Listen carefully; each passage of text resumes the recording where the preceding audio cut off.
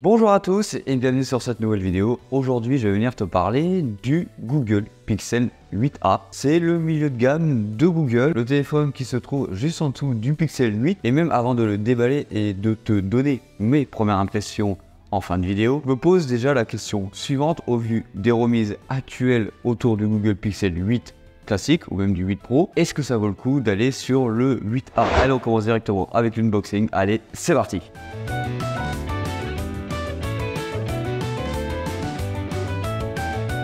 Bon, déjà Google annonce ce téléphone comme un téléphone ultra axé sur l'IA. Déjà on avait pu le voir lors de la sortie des Google Pixel 8. Il y avait énormément d'IA dedans et c'était l'introduction de l'IA sur Android. Bon allez, on passe à l'unboxing tout de suite. Alors déjà, avant de le déballer, tu vas remarquer qu'on est toujours sur une boîte sobre chez Google. Ça c'est hyper important, on n'est pas sur une boîte épaisse, c'est-à-dire qu'on n'a pas de chargeur dedans. Alors, le téléphone arrière, moi j'ai pris la version bleue, car ça me rappelle mon Google Pixel 8 Pro, donc je t'invite à aller voir mon retour sur la chaîne. Un téléphone que j'ai pu échanger pour un S24 Ultra pour plusieurs raisons. Là ici on est sur une couleur bleue.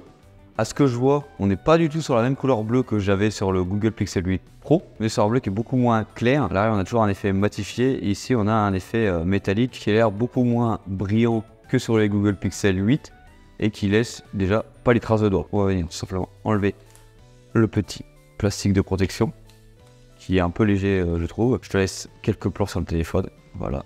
Alors déjà les capteurs photo, ils sont pas très imposants par rapport à un Google Pixel 8. Il y a beaucoup moins d'épaisseur.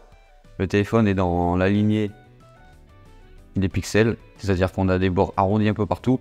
On voit que Google n'a pas suivi la tendance actuelle, c'est-à-dire de mettre des bords plats partout. Déjà tu peux voir que l'écran n'est pas bord à bord partout. En bas on a une ligne noire qui est beaucoup plus importante que sur les angles du téléphone. Donc on a l'écran qui n'est pas bord à bord, on va le poser puis on va observer ce qu'on a dans la boîte. On a bien sûr un petit câble, type C, et un petit ustensile qui je trouve très important, type C, pour venir mettre une petite USB dedans. Alors niveau fiche technique sur ce téléphone là, tu peux voir qu'on est sur un téléphone avec des dimensions qui sont assez compactes.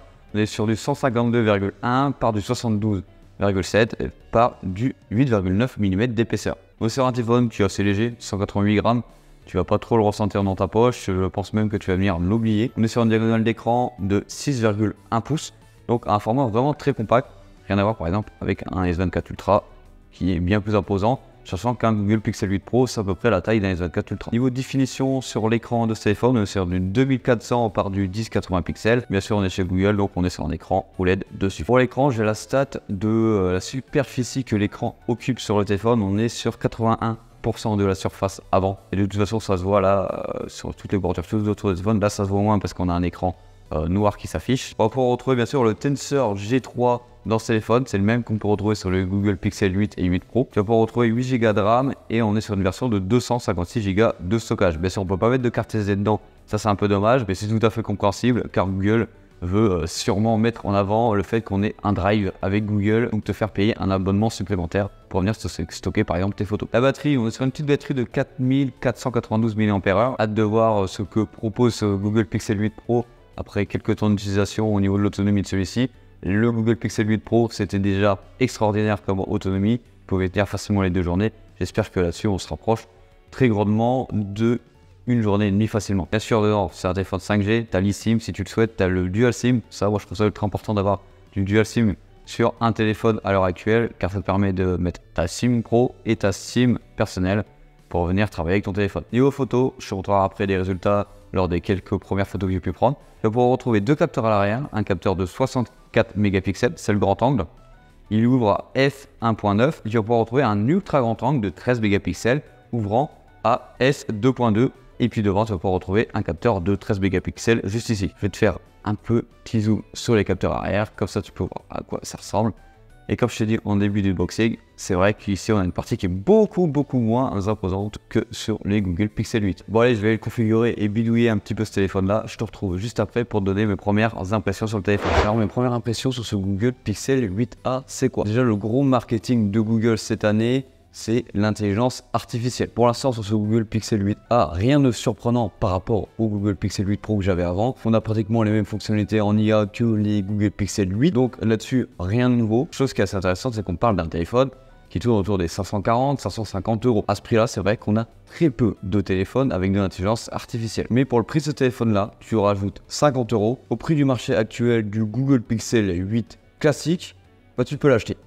Tu peux t'acheter le Google Pixel 8 classique au prix du Google Pixel 8a si tu rajoutes 50 euros. Si je ne me trompe pas, à l'heure actuelle où je tourne cette vidéo, il est à 599 euros sur le site de Google avec les remises actuelles. Donc c'est une question qu'on peut se poser réellement, est-ce que ça vaut le coup d'aller sur le Pixel 8a ou d'aller sur Google Pixel 8 parce que techniquement vous allez avoir la même chose que ce soit au niveau IA et au niveau design, même au niveau processeur, car sur les deux téléphones on a le Google Tensor G3. Mais dans la théorie, le Google Pixel 8 est censé être plus performant que le Google 8a. Donc là-dessus, je te laisse répondre en commentaire si ça vaut le coup plutôt d'aller vers le Google Pixel 8 plutôt qu'acheter le Google Pixel 8a. Maintenant, je vais te parler du design. Alors oui, on est sur le même design que la série 8 cette année chez Google. Seul bémol, moi je trouve par rapport au Pixel 8 Pro par exemple que j'avais ou au 8 classique, on est ici sur un design que Google appelle éco-responsable, bien entretenu, etc. C'est bien beau, c'est vrai qu'il est bien fini, franchement, il est nickel, il est bien en main.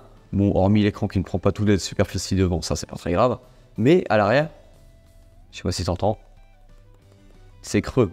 Tu tapes un petit peu, tu tapotes sur le téléphone, c'est creux. Ça fait un peu cheap, mais bon, même on peut trop demander un téléphone à 500 euros. Mais pour la suite de la finition, en vrai, le téléphone il est plutôt bien fini dans son ensemble. Il a l'air d'être assez résistant, il tient bien en main, et ça c'est le principal. Maintenant, je te fais une petite apartie sur la photo.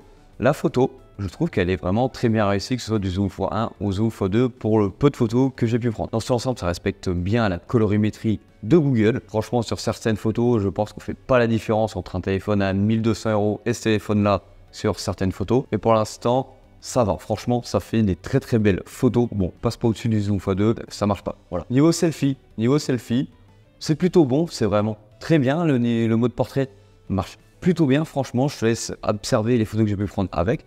Dans toutes les situations, franchement, c'est plutôt bon de ce que je vois à l'heure actuelle dessus. Il réalise des photos vraiment très bonnes en mode portrait, c'est très bien délimité. Il a bien déterminé ma personne pour faire un effet bokeh à l'arrière. Donc là-dessus, chapeau. Alors je te montre une autre photo actuellement où il y a eu un défaut de colorimétrie, je trouve. Je t'ai simplement pris mon petit repas, mon petit déjeuner que j'ai pris ce matin. Et bah la couleur de l'œuf n'est pas trop réaliste. Sur la photo, on a l'impression que mon œuf n'est plus du tout comestible et que mon jus d'orange, lui aussi, est beaucoup trop foncé par rapport à la réalité. Mais ne t'inquiète pas, c'est la seule photo où il est un petit peu bégayé. Maintenant, au niveau vidéo, je te laisse te faire ton propre avis. Je te les montre tout de suite. Allez, c'est parti. Là, on est avec la caméra selfie en 4K.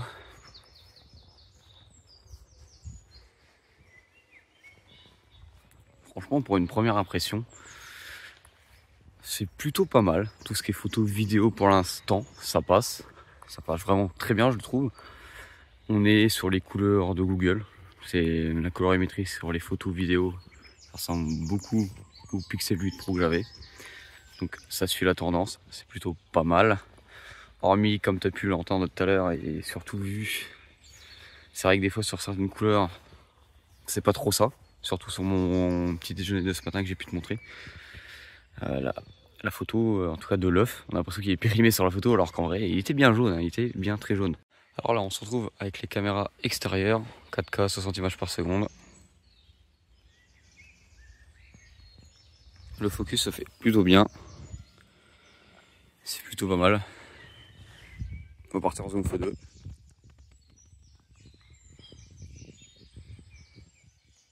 On va essayer d'aller chercher le petit poteau électrique là-bas. En zoom x5, on est vraiment au maximum là. On revient en zoom x1.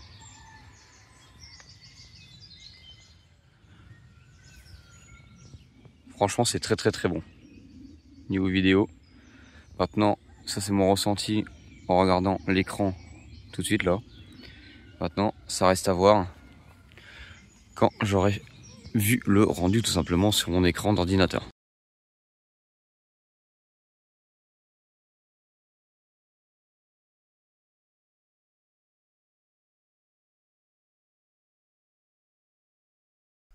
Bon, on arrive sur la fin de cette vidéo, de cette première impression de cet unboxing de ce Google Pixel 8a. On se retrouve en fin de semaine pour mon retour sur ce Google Pixel 8a. Si toi tu as déjà ce téléphone en main, je veux bien avoir ton avis en commentaire pour aider les prochains acquéreurs de ce Google Pixel 8a à se faire un autre avis que le mien. Normalement, mercredi sur la chaîne, je te donne mon retour sur le Xiaomi 14. Bon allez, comme d'habitude, C'était Hugo sur la chaîne Gigatop. N'hésite pas à t'abonner, à liker comme d'habitude. Allez, bisous.